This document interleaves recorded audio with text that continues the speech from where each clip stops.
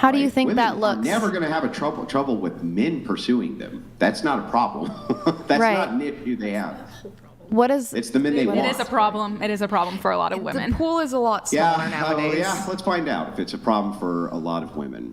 If there was men right now, let's just say there was a man, random man in the room who was equal age with each one of you, and you guys opened up your DMs. How many DMs do you guys get compared to that man that say, "Hi, beautiful. Hello, gorgeous. Oh, girl, I saw you on such and such, and you were amazing. Oh my God, what's up, hottie?" How many of those do you guys get? Go ahead, raise your hand if you get those DMs. Come on, don't lie to me. Raise your hands if you get those DMs. And let me tell you how many of those DMs I get.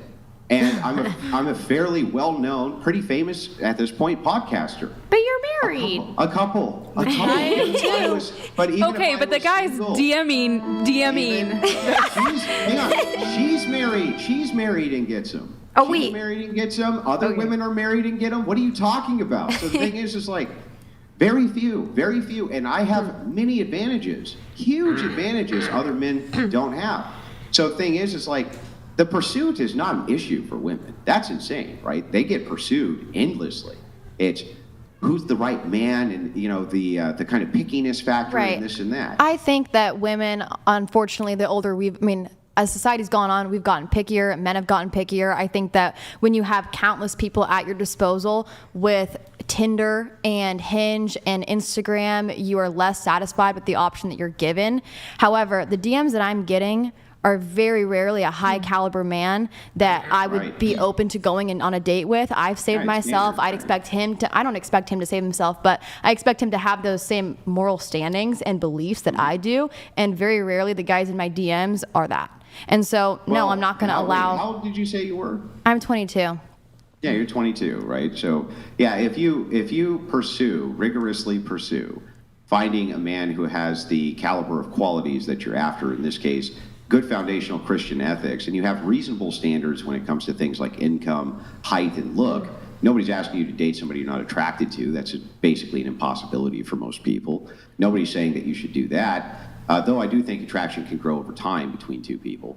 I agree. But overall, I would say that if you keep your standards within the confines of reason, just remember that young men at your age, they have potential, right? You're looking for the potential for what they can do when they're in their 30s and 40s. Most men your age are going to be broke as shit. They're going to be broke, right?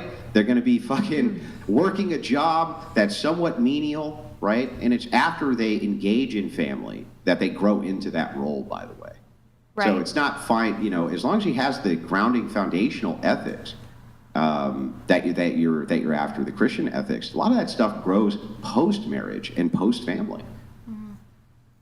It's these standards are so high though for a lot of women where they're like, oh, he's got to make $100,000 a year, and it's like at 23, he can make $100,000 a year at 23 or 24, 25. That's for men in their 30s. What are your standards? Mine? What are you looking for in a guy? I am looking for, number one, a guy who fears the Lord and loves the Lord with his whole heart. I think that a lot flows from that. I'm looking for a guy who's ambitious and has goals and is a doer and he says what he's going to do. I think that there's a lot of, I would love to follow after a man that his word means something and I see it in action. And I think that honestly a lot flows from both of those. I think that a character in a guy, if he really is honoring the Lord and wants to honor the Lord in all that he's doing, I would respect the heck out of him. I would submit to him for sure. But it's very rare that I come across men like that I really respect. Are there any things looks-wise, like he's got to be? Yeah, I've got to be attracted to him, but I think that changes. Okay. I think that totally Sure. changes. I also think that that's so fleeting. Oh my gosh. If I'm going to choose dating a guy who's 6 foot over maybe his character, I think that that's incredibly stupid and I'm probably not ready for marriage. So, it's like, I think that I'd much rather choose man's character over the way he looks when I'm approaching trouble with our kids, when I'm approaching trouble in our finances and the things that we're going to experience on this earth. And his 6 foot, brown hair, blue eyed look is really not going to hold up when we're under the weight of the world. And so I'm going to marry character over that any day of the week. But I also think it's tough because you do need to be attracted. God wants us to be attracted to our partners. Sure. Like it's going to be hard to have a nice sex life when you're, like, oof, I don't know if I, look Yeah, it's like hard to you. reproduce with people Yeah, who don't have sex. totally. I get it. They can feel it Listen, too. That They makes know. sense, right? It makes sense. It's hard to reproduce with people you don't want to have sex with. Totally. Attraction is a fundamental part of relationship dynamics. I'm not disputing that that's the case. But here's the thing, right? If it is the case that a lot of women, if they want to have those resources for families when they're younger, it used to be very commonplace for women who are in their 20s, early 20s, to marry men who are in their 30s. Men in their 30s, still very attractive, and end up having a lot more resources, things like this. But what's happened as a modern phenomenon is women get really upset about the idea of age gaps. They get super pissed about it. It's because they we're don't not- want the I'm not scared. competition. Yeah, but it's That's because not they a don't want the problem. competition. I was They always get chasing they the get age upset gap about when I it. was younger, True. so I understand. They get upset about it because it's competition for them within their age tier, right? There's always a younger, more beautiful woman, so they get mad about that shit, right? But one thing you could do inside of the tier, if you're looking for that now and you think that men in their 20s are just playboys, look for men in their 30s who are more grounded and established. Those guys probably will do a lot more taking care of you, much more ready to settle down. And, here's the thing. This may be shocking, but as it turns out, men in their 30s really, really like to have sex with young, hot women. Isn't that crazy, right? And they also enjoy marrying them. So it's like it's not crazy for women to be seeking outside of that age bracket. Okay. We have a couple chats we need to get to. We If have. you missed her, she was asking a question. Oh, sorry. My Go ahead. one concern with the age gap, and I know this is weird, but simply put, I don't want a man who's been promiscuous in the past, and I feel like that happens a lot with the age gap.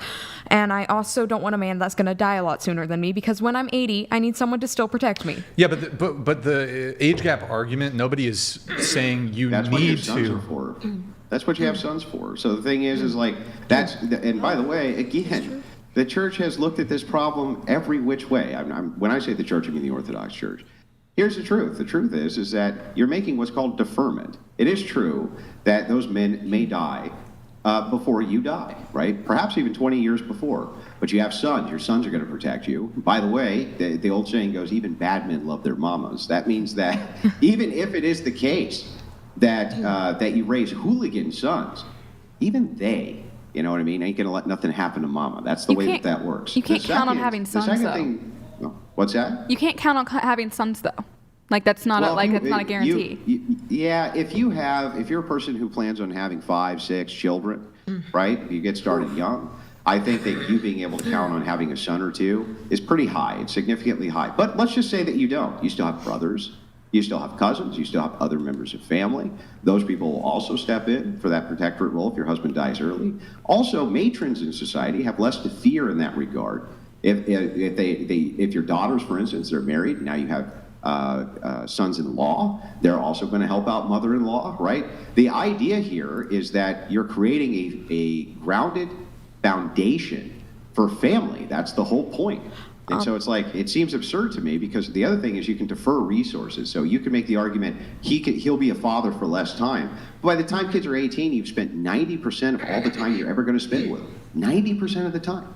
So if that's the case, then that means you're just deferring resources and saying, well, they could also give them a way better life within the confines of those 18 years. Can you address the promiscuity thing I said, though? Because I do not want a man who is Yeah, promiscuous. men shouldn't be promiscuous. Yeah, Yeah. that's true. But here's the thing. I'm just going to be blunt with you. Most women care far less about former male promiscuity than men care about women's. No, I agree with promiscuity. that.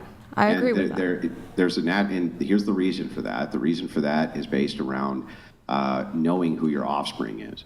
So for women, the virtue of chastity, and the reason it's so ingrained in men is because before there was paternity tests, which are a recent advent, we needed to know who was having our children, right? If they were sleeping with multiple men, you didn't know if it was your child or not. And so that's why we're hardwired against it. We loathe it. We think it's gross. The whole 9 yards.